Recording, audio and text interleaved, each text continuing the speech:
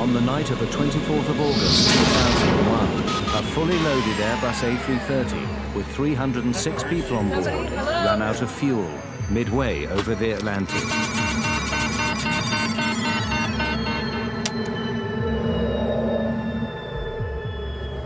How could a state-of-the-art computerized airliner suffer such a catastrophic failure? Mayday, mayday, mayday.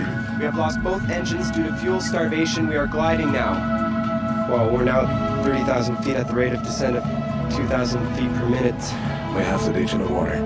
Need you to put on your life jackets right now? This film investigates what happened to Air Transat Flight 236. This is it. It's over. You're just gonna die the next 5 to 10 minutes. And the speed's increasing, 203 knots now. It's way too fast. Everybody, I need you to brace. Oh my God!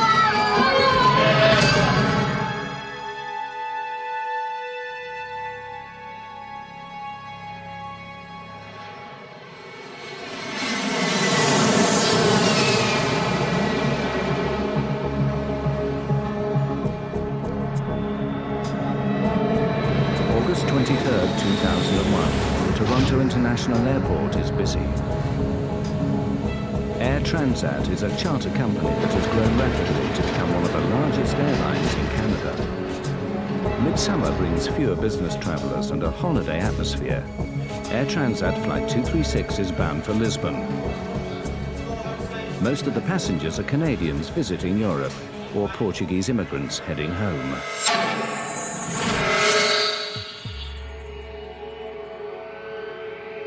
The plane, a twin-engined Airbus A330, is being flown by a young co-pilot, Dirk de Jager, and an experienced captain, Robert Pichet. Captain Robert Pichet is somewhat out of the ordinary. Captain Pichet, from the moment he gets his wing, he gets to learn how to fly in the north of the province of Quebec, where the conditions occasionally are very severe.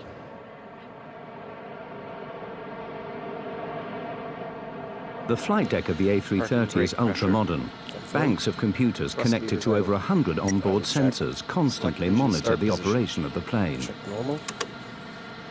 This film reveals how serious problems can arise when the pilots begin to distrust the computers. Before departure, the computers give no indications of any problems with the Airbus. 236 Heavy, follow A320 Air Canada. Turn left on Romeo and hold short on 24 right. Roger, follow A320 Air Canada, left on Romeo, and hold short of 24 right. With the crew of 7, Flight 236 has 306 people on board. Oh, we were married for 4 days, wasn't it? 4 days. 4 days. 4 days. So we had planned to go to Portugal for our honeymoon, and we had booked this flight on Air Transat. And rather quickly, because we hadn't really planned what we were going to do very carefully. So this was the last flight left.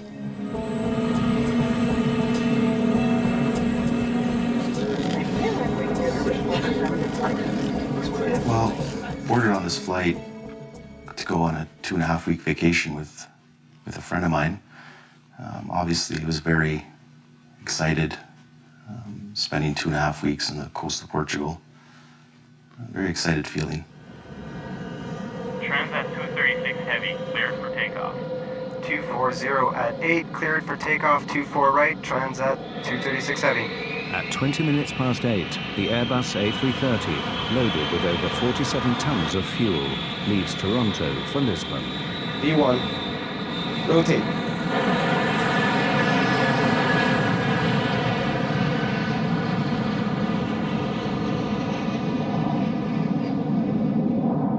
The weather forecast for the Atlantic crossing is good. Everything runs smoothly on the flight deck, apart from a small adjustment to the route. To avoid congestion, air traffic control directs the flight 60 miles south of its original route. It's a minor alteration, but will later play a crucial role. The passengers settle down for the long crossing.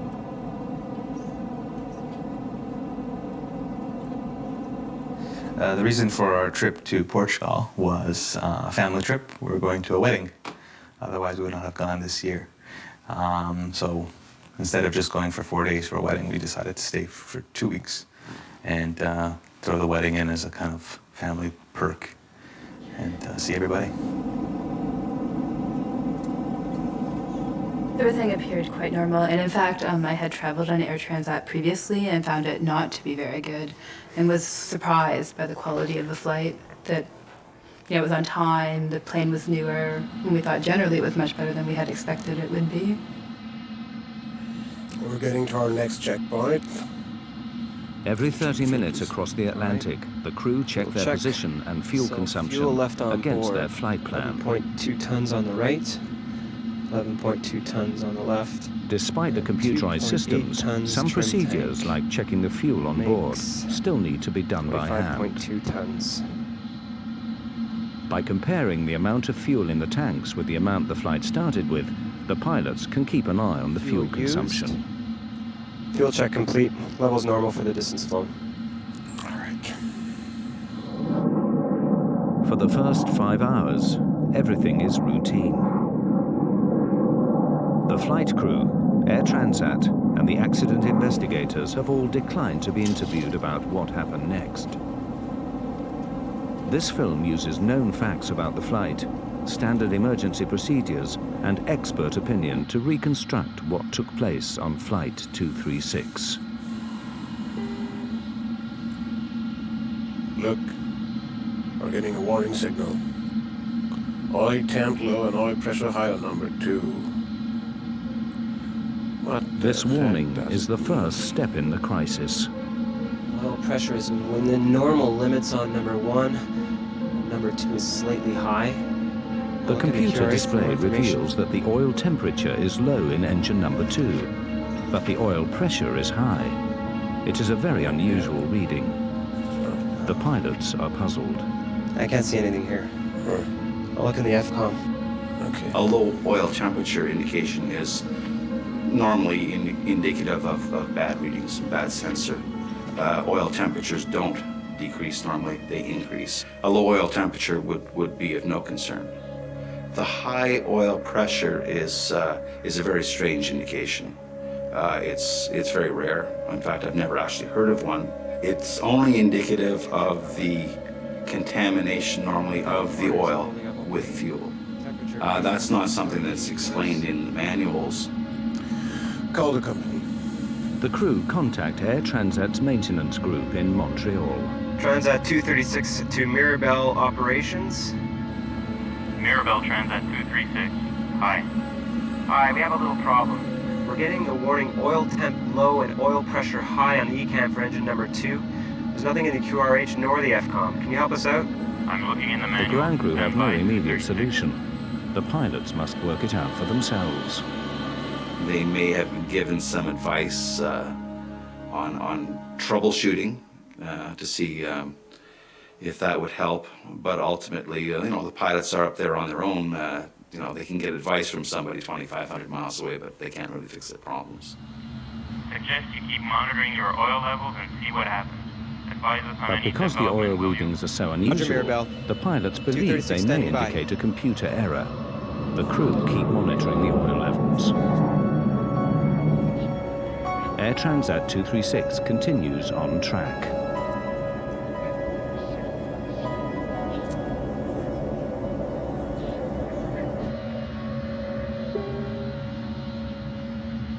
Then, 20 minutes later, a new warning. Fuel imbalance warning. Haven't seen that before. Follow all ECAM action. I have air traffic control. In the Airbus 330, most of the fuel is in large tanks in the wings. The computer has now detected that the fuel level on the right is significantly lower than the left. The crew consult the Airbus flight manual, which recommends they transfer fuel through a special cross-feed valve. Fuel will then flow from one tank to the other. But before opening the cross-feed, the pilots must be sure that the imbalance is not caused by a more serious problem, such as a fuel leak. Procedure. Last fuel check was only 15 minutes ago and it was okay. No indication of a fuel leak. Keep going. Wing cross feed. On. On.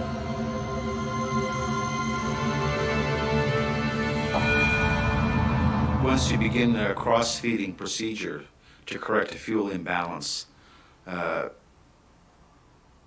restorative action should commence quite quickly. In other words, the situation would not continue to get worse. It would either stabilize immediately and then begin to correct itself. But the situation is not correcting itself. Unknown to the pilots, there is a major fuel leak in the number 2 engine on the right-hand side of the plane.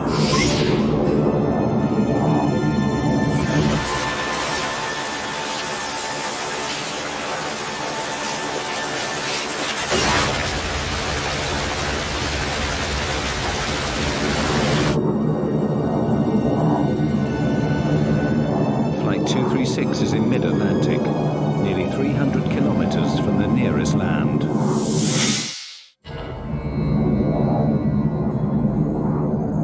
"39,000 feet over the Atlantic, nearly 300 kilometers from land.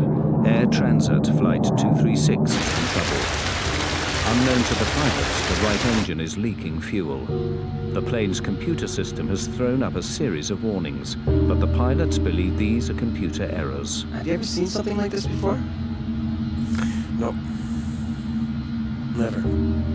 Doesn't make any sense. Hey, even if there is a leak, it doesn't explain the alarms on the oil system. Well, everything was okay at the last fuel check at 30 West. Oh. Bet you it's a computer problem. The task of finding out if there is a fuel leak is made harder by the design of the Airbus systems. The systems monitor hundreds and hundreds of sensors, and they can be affected by such mundane things as a little bit of frost or ice on a sensor can cause it to present bad data. So it's not something that would occur on every single flight, but it's something that we're quite used to dealing with. There is no warning to show if the fuel level is falling faster than the engines are consuming it. So the pilots receive no immediate indication that there could be a fuel leak. Fuel quantity isn't rising in the tanks of the right wing. Check fuel quantity. It's very low, hold on. When co-pilot Diego carries out the fuel calculations, he discovers something is seriously wrong. It's much less fuel than we should have. It looks like a fuel leak. Check again.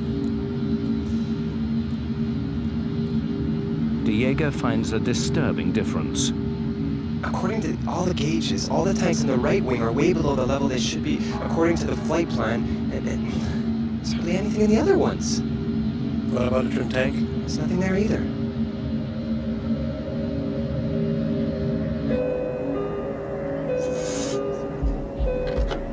Yes? Hello, first officer here. Can you come to the cockpit, please? Sure.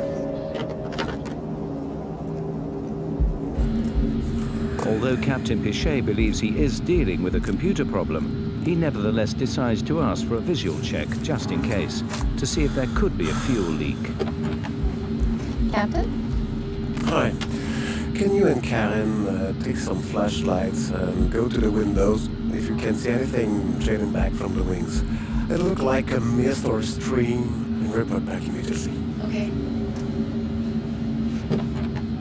Dirk, I want you to do another complete fuel check, please.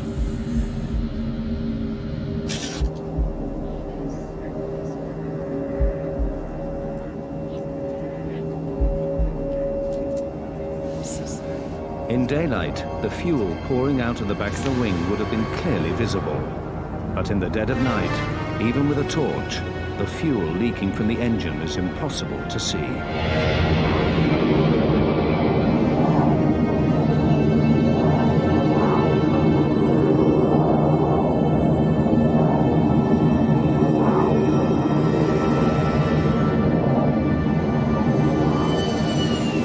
The crew evidently realized that the situation was not improving, and at that point they realized that their circumstances were becoming more serious. And I think that there were probably some discussions took place between the two pilots as to what their next course of action should be. On the right side. If the computer is correct, then with the amount of fuel remaining, All right. the Airbus will no longer don't be able believe to it, make but it to Lisbon. we can't take Captain any Pichet is chances. forced to make a crucial decision. We've got a divert. Get on to Oceanic Control. Where's the nearest airfield? Transat 236 Heavy, Santa Maria Control. Can you advise nearest airfield? We have a possible fuel problem.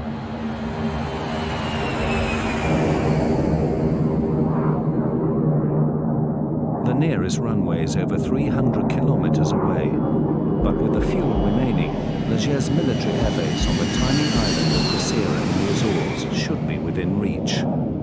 Santa Maria Control, Transat 236 Heavy. Proceed 230 flight level 390 direct. 350 miles to threshold. Are you declaring an emergency? Stand by, Santa Maria Control. Not yet. It must be the computer. Transat 236 Heavy, Santa Maria Control. No assistance required yet. Flight 236 continues flying south for the next 25 minutes. Everything in the cabin seems normal. But in the cockpit, the fuel readings are getting worse. Must be the computer. I've checked. There's nothing in the trim or center tank. And the gauges show only 7.5 According tons to on the the fuel left side and gauges, 6 the plane tons is on the right using side. fuel much faster than normal. Whether they All believe right. the gauges or not, Don't the believe it, captain but- has no choice. He must warn air traffic control. We have to declare a fuel emergency. Transat 236 Heavy, Santa Maria Control. Santa Maria Control, Transat 236 Heavy, go ahead. Transat 236 Heavy, declaring fuel emergency.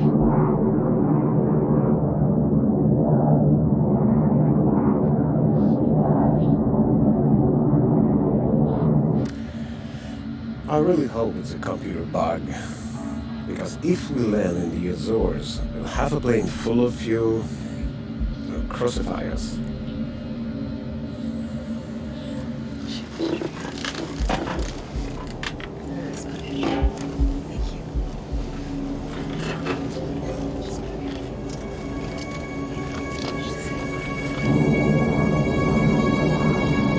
But at 6:13 a.m., less than an hour from the first fuel alarm, the right-hand engine runs out of fuel and cuts out.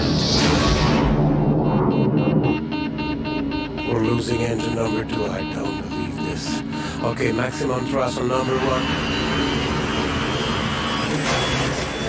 What's going on?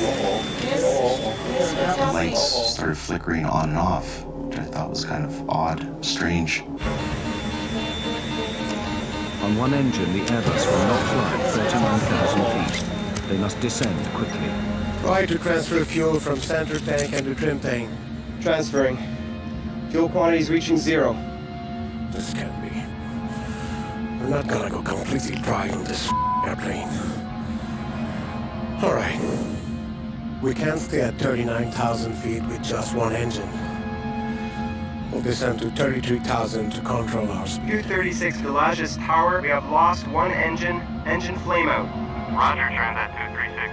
We can see you on primary radar. You are at 135 nautical miles from Lajes Field. We are 135 nautical miles from Lajes Field. Well, there's a whole lot of critical things go on. In addition to that, you turn on all the exterior lights so people can see you're in trouble. You have to broadcast your intentions on an emergency frequency so that other people know that you're unable to maintain your altitude. You may be descending through their altitude, so everybody else is now on the lookout for an airplane that's in distress. For the next What's the 10 quantity minutes, on the the left stricken tanks? Airbus continues on its one see? remaining engine. The engine has The been running pilots for still the last believe that 10 the minutes computer while may we're be not partly supposed to faulty have any and that they fuel can left. make it to Leger's with fuel to spare. At the end, might be all right. Fuel gauge is falling fast, though. It's nearly hitting 0.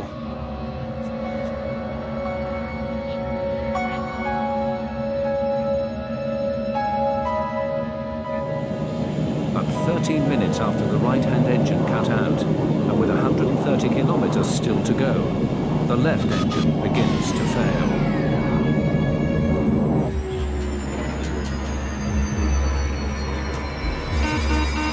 losing number one.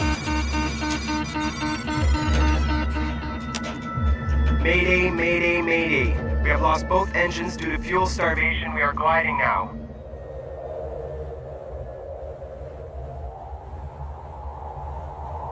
One of the most sophisticated airliners of the modern era, carrying 306 passengers and crew, is now nothing more than a giant glider, drifting steadily down towards the ocean.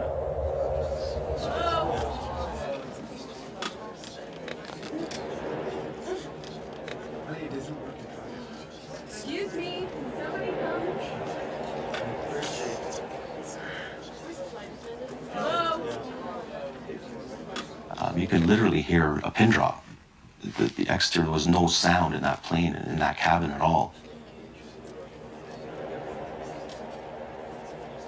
A lot of people were praying and screaming for God.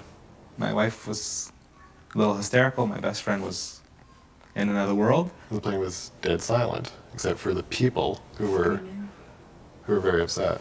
List of functions we've lost. We have no more stabilizer, blue and yellow hydraulic, no ADR 2 and 3, no anti-skid, no reversers, rudder trim, radio HF 1 and 2. With the loss of both engines, we have no electrical system. If the engines aren't running, the generators aren't running, so there's no power on the airplane. There is a small device, it's called a ram air turbine. It will deploy from underneath the fuselage near the wing fairing, and it's a small propeller that deploys out the bottom of the fuselage and it spins in the wind.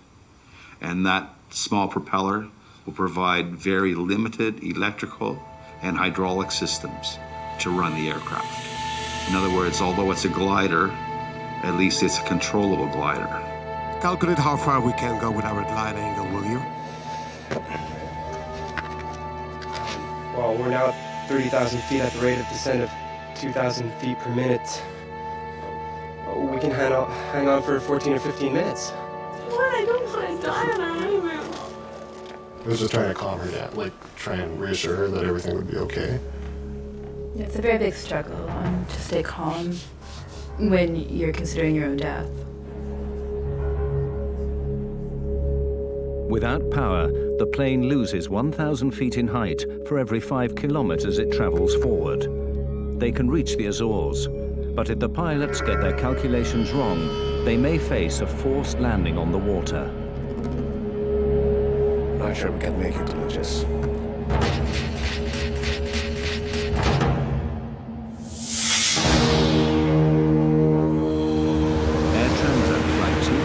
Is now drifting without fuel over the Atlantic.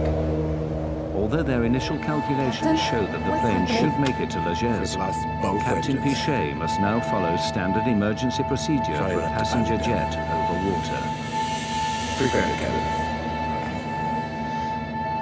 The cabin's slowly depressurizing. We need to put our oxygen masks on. The loss of engine power means the cabin soon depressurizes.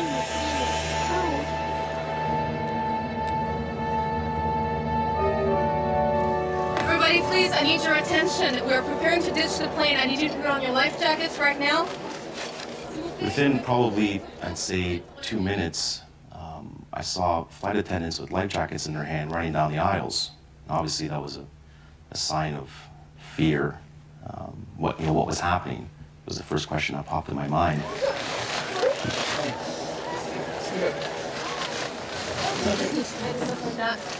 You don't really know what to think. But people did start to panic at that point when they were told to put on life jackets. This isn't working. It's all right. Roommate, please keep it calm. My best friend was talking to his father. His father died 3 years ago.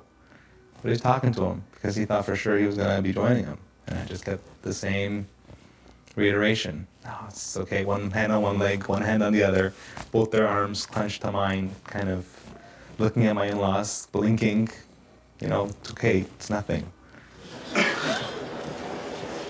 kept thinking that if the plane did hit water, that we would survive. I was so convinced that we would survive no matter what happened to the plane that I was probably delusional.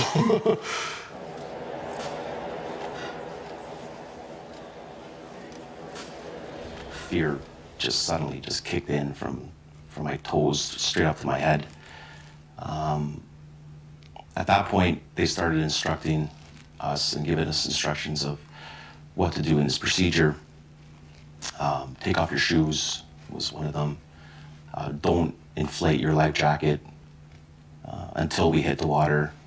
Get into this position when we hit the water. It was a lot of, it wasn't like ifs or maybes. It was, this was gonna happen, this is the real deal. Ditching a large passenger jet on the water presents severe hazards. If the Airbus 330 has to make a forced landing, the chances of survival are bleak. In my personal opinion, I don't think these airplanes would make very good boats. Typically, an airplane with a low mounted tail like this, as it enters the water, one of the first things that's going to hit the water is the tail, and it's probably going to be ripped right off, and the fuselage is probably going to open right about there. In 1996, a Boeing 767 ran out of fuel off the coast of East Africa. Its last moments were caught on amateur video and reveal what happens when an airliner attempts a controlled landing on water.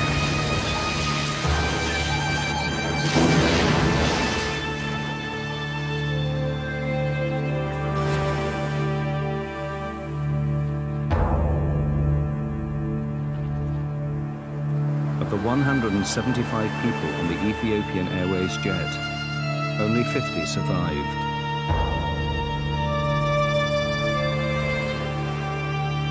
The chances of us surviving ditching and floating for very long are not very good.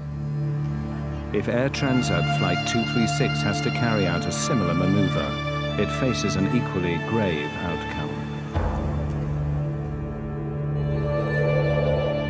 With over 100 kilometers before they reach the Azores, the pilots face a long and difficult maneuver. They need to keep the plane gliding for more than 50 minutes to reach the Azores.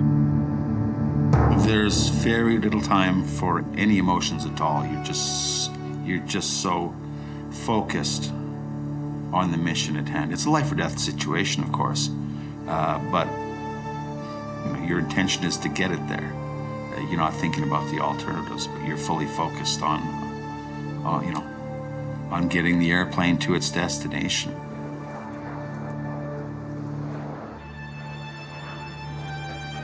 Transat 236 Heavy to Lajes Tower. Lajes Tower receiving Transat 236 Heavy. Do you have us On radar, Transat 236. We have you on primary radar. Confirm you're at 80 miles out. Your heading is good. Transat 236 Heavy Lajes Tower, we are trying to make the runway. Please Describe runway, heading, and length. Lajes Tower, Transat 236 Heavy. Runway is 33 and 10,865 feet long. Airport dead ahead on your present heading. Please advise when you have it in sight. Transat 236 Heavy, we cannot see the airport. We will tell you when we can.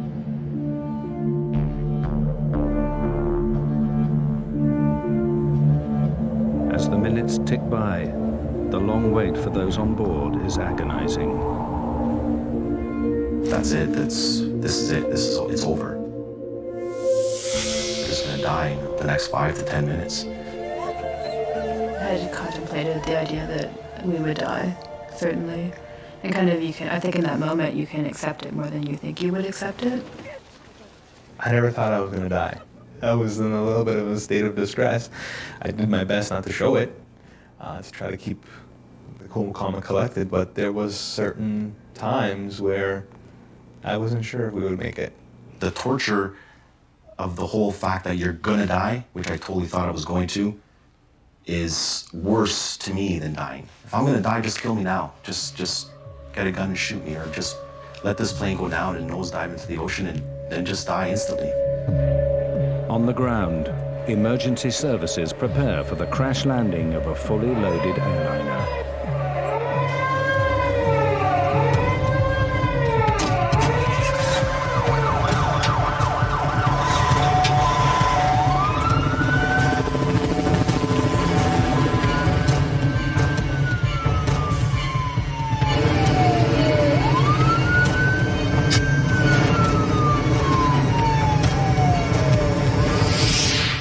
With 20 kilometers to go, the crew now prepare for the most dangerous part of the operation, getting their plane on the runway in one piece. 236 Heavy to Lajes Tower. Do you have our distance from threshold now and weather, please? Roger, Transat 236 Heavy. You are 8 miles out according to primary radar. Airspeed 280 knots according to our readings. Visibility unlimited. You should have the airport in sight. Negative, Lajes Tower. Until now, we cannot see the runway.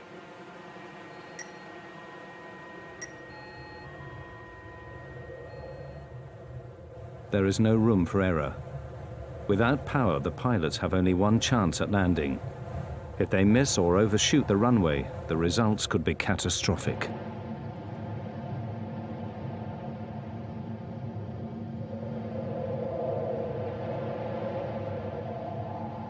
I got it. Just to the right.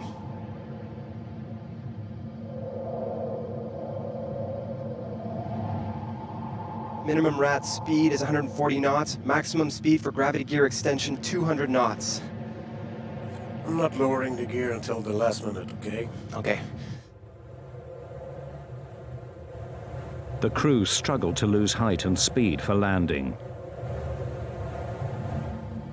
Roger, Lajes. 6 nautical miles. Let's open the slats. It'll slow us down a bit. Slats out and locked. As they approach the runway, their speed increases dangerously. Too fast and they could roll off the end of the runway. Lower the gear. Hold on. Speed is about 200. All right. I stabilize the speed. Can you give me a landing speed, please? No engine, no flaps. Ideal approach speed is 170 knots. We're too fast. Yes. But the runway is very long.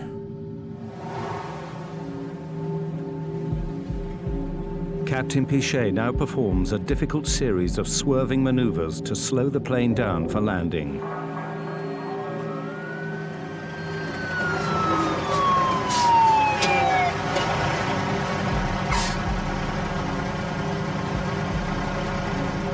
The plane was almost on a 45-degree angle. I thought it was just gonna flip over and just nosedive straight down. The plane was circling around the island to slow down. So then we saw land and then we saw water. And when I saw water again, it really struck me that, you know, our chance for survival had maybe was gone. The runway is long. Yeah, sure, but at the end is a 400-foot cliff. If we don't stop in enough time, we're toast. We're dead.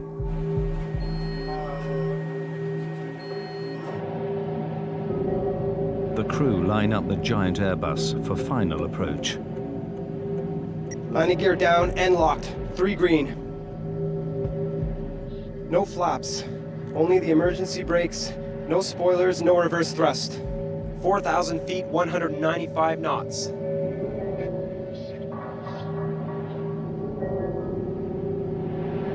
"3,000 feet, 197 knots.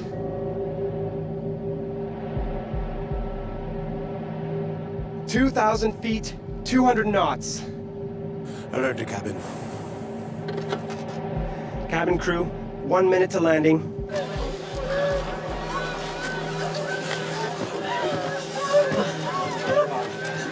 Hang on. Let's go.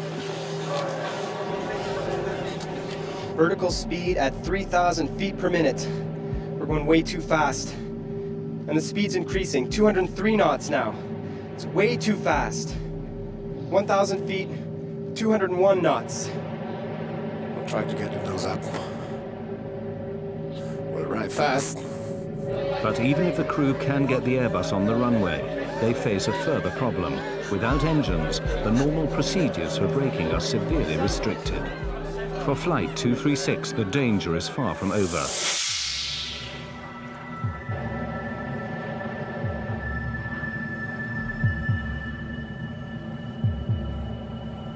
The pilots must land the plane without power and somehow get it to stop.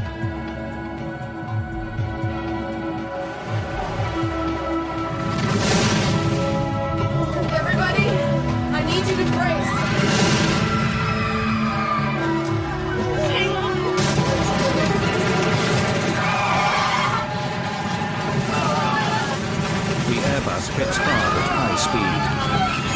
tires have blown! Captain Pichet tries to hold the nose down.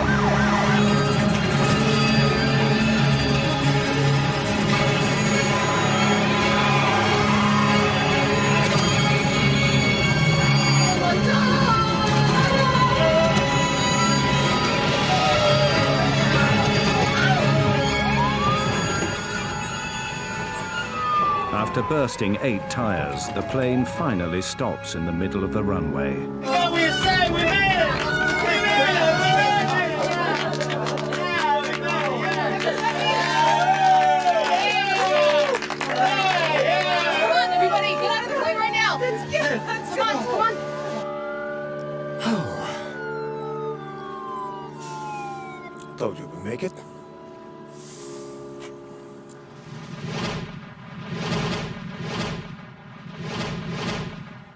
I just wanted to get out of this airplane quickly. I jumped, I hit the ground hard. I don't think my rear end actually even touched the chute at all. I didn't slide down the slide. I ran down it. And they're just, get out, get out, get out. So you're just running out of this aircraft. What in God's name just happened? I fell down to the ground, literally, and I started crying. I mean, once you're off the plane and you're evacuated, you want to know what happened. Pichet and de Jager had flown their Airbus without power further than any passenger jets in history. As news of their remarkable achievement spread around the world, they found themselves reluctant heroes. You don't have time really to think about anything else than taking care of the safety of your passenger, you know. That's your main goal, and since we didn't have any engine, the other main goal was to make the landing safely. So at that time, I guess the experience came in, you know. With the help of my colleague, that's why we made a successful landing. You train for the worst, but you never know how you'll deal with situations like this. And reflecting afterwards, I feel we dealt in the most professional and complete manner we could. A feeling of being grateful to see all the passengers were okay. You know, something like this happened, you never know what is going to happen really. I mean, you stop not to believe it. I mean, makes no sense that a big jet with 2 engines has no more power with 300 people on board, you know. But although the public story was a success, disturbing questions remained. Why had a highly sophisticated airliner run out of fuel? What exactly had happened to Flight 236? Away from the cameras, an accident investigation began immediately by the Portuguese, Canadian, and French transport authorities. Initial checks quickly confirmed that all the fuel tanks of the Airbus were indeed empty. But to lose more than 17 tons of fuel in such a short space of time meant they'd had a major leak. The question was, where? Engineers examined the fuel system, searching for faults in the tanks and the fuel lines. It wasn't long before they found what they were looking for, just by the right engine. In this particular case, you had a hydraulic tube that's relatively small by comparison to the larger fuel tube. And the hydraulic tube, due possibly to pulsations in the hydraulic system, were abrading against the larger tube. And eventually the larger tube had a leak in it, and the leak, or not the leak itself, but the hole eventually possibly led into a fracture of the tube, allowing this massive fuel flow outside of the engine. The investigators began checking Air Transat maintenance records. They discovered that on the 17th of August, 5 days before the flight, Air Transat had removed the right-hand engine for maintenance and installed a replacement unit sent by Rolls-Royce. But as they analyzed the repair logs for the engine, they uncovered a shocking mistake. This was not a case of faulty design, but of faulty maintenance. Rolls-Royce had supplied the engine without a hydraulic pump assembly. To overcome this, Transat mechanics had used the parts from an older engine. But they didn't fit properly, and the pipes had been rubbing together for 5 days, until, midway over the Atlantic, one finally broke. The engine was delivered minus these 2 tubes and a bracket. That the purpose of that bracket was to maintain adequate clearance. So if they took the bracket off the old engine and put it on the new engine, is that the pipes would be locked together so that they could possibly abrade. So the mechanics, now I can't fault them, but they are not given specific instructions to verify the 3mm clearance. As investigators questioned Air Transat mechanics, they found more disturbing evidence of malpractice. The chief mechanic testified that he had been concerned about the substitution of another hydraulic assembly. 5 days before the accident, he raised his concerns with his superior. He was told that it would cost too much to have the aircraft waiting for the missing parts and to go ahead with the substitution. Not exactly. I mean, The replacement parts only differed from the correct ones by a few millimeters, but it was a difference that almost cost 306 lives.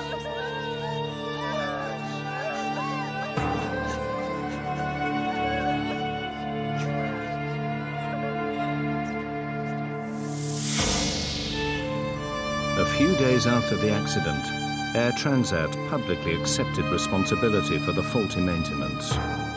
We have to realize that there was a small mistake made in terms of changing the pump. We installed it, but then some pipes, so to speak, were needed to be connected to the pump, and there was a mismatch.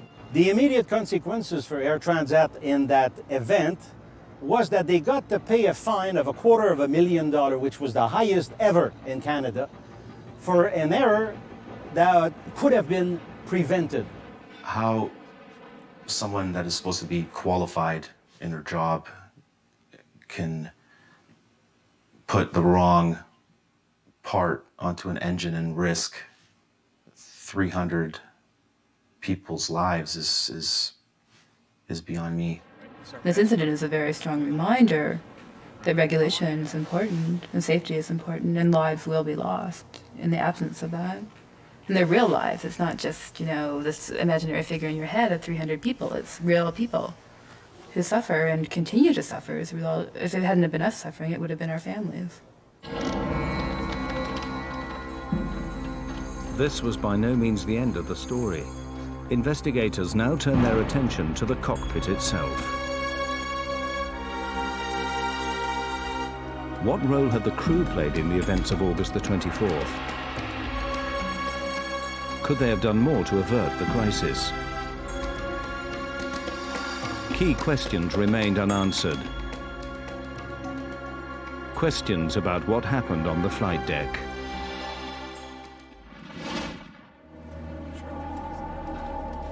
The investigation into Air Transat Flight 236 discovered that basic maintenance errors had led to the fuel leak.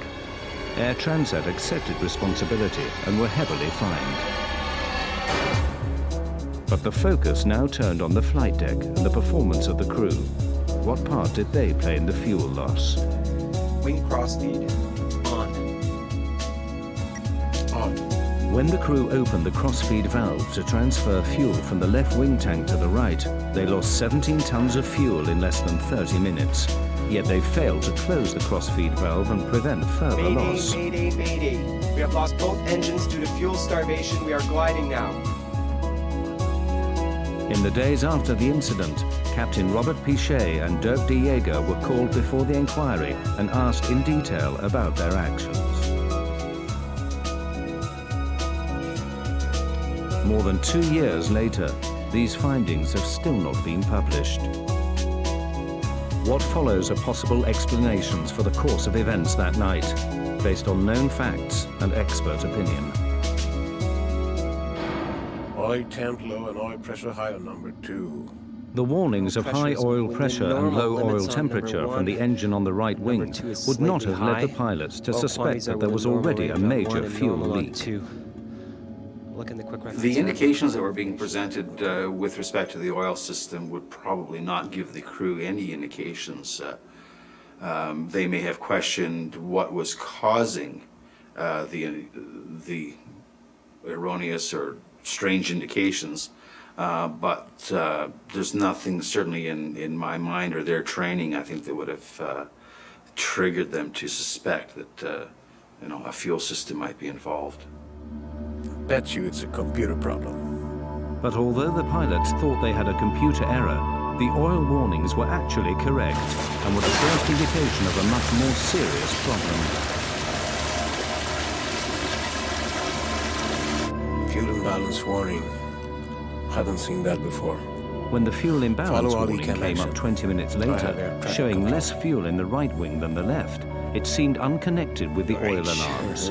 This could have reinforced Captain Pichet's idea that he was facing a series of computer errors. Do not apply this procedure if a fuel leak is suspected. Despite Refer his to doubts, fuel leak Captain procedure. Pichet was obliged to follow Airbus procedure to indication correct of a the fuel leak. imbalance. Keep He going. opened the crossfeed valve. Wing crossfeed. On.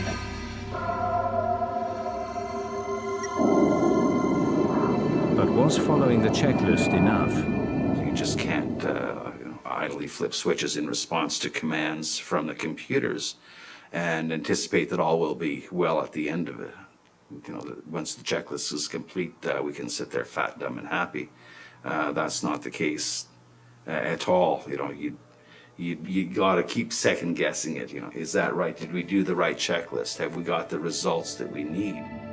Once the pilots calculated the high rate of fuel loss, they should have suspected a major leak. Transat 236 Heavy declaring fuel emergency. By the time We are they had diverting to confirmed the Lages leak, Field. Frequency their for options Lages were Tower, severely please. limited. They were flying blind, as it were. There was no checklist information provided to them. They assumed that once they had engaged in this procedure that the situation would resolve itself, and it wasn't. Now they had a choice. Do I close the crossfeed and see what happens, or do I leave the crossfeed open as the fuel imbalance checklist as dictated, and maybe the situation will correct itself? The crew wasn't really sure. It wasn't an eventuality. It wasn't a situation that they had been trained for, I'm sure. They were in new ground with really no guidance to help them.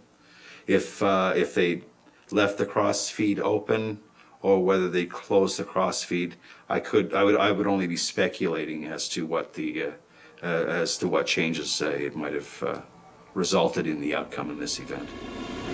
Captain Pichet believed for a long time that he was facing a computer error.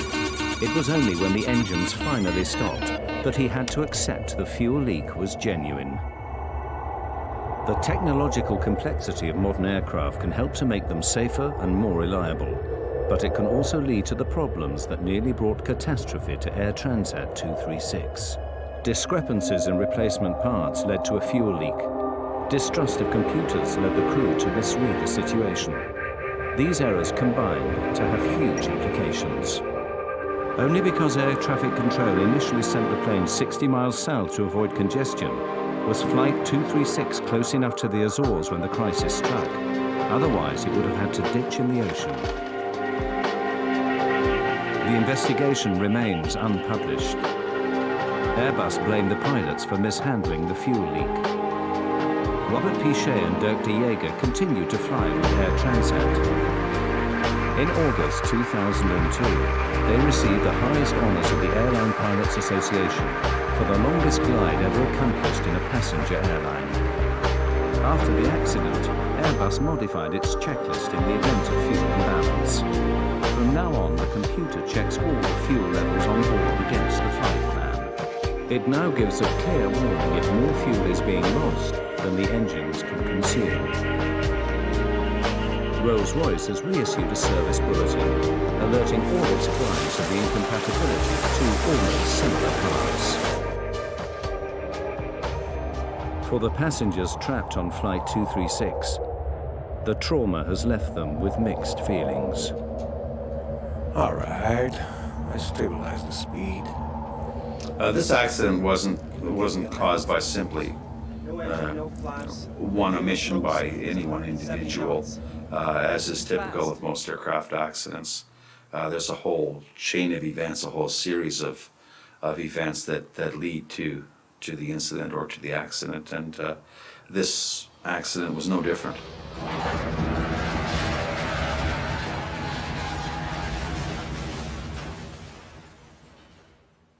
whatever the circumstances are, the pressure that he was under is tremendous. He got that plane down safely, only blew out 8 of the 12 tires, and saved 300 people. He saved 300 people's lives.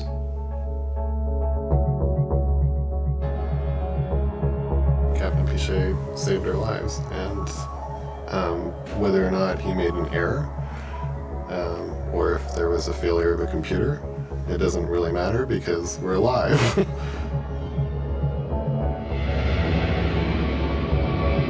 Do I think he's a hero? No. Do I think he's a hell of a pilot? Yes. Thank God the islands of the Azores were there and basically saved our lives. But if that fuel pump broke 5 minutes beforehand, we would have ended up into the water, and I probably wouldn't be here to tell the story.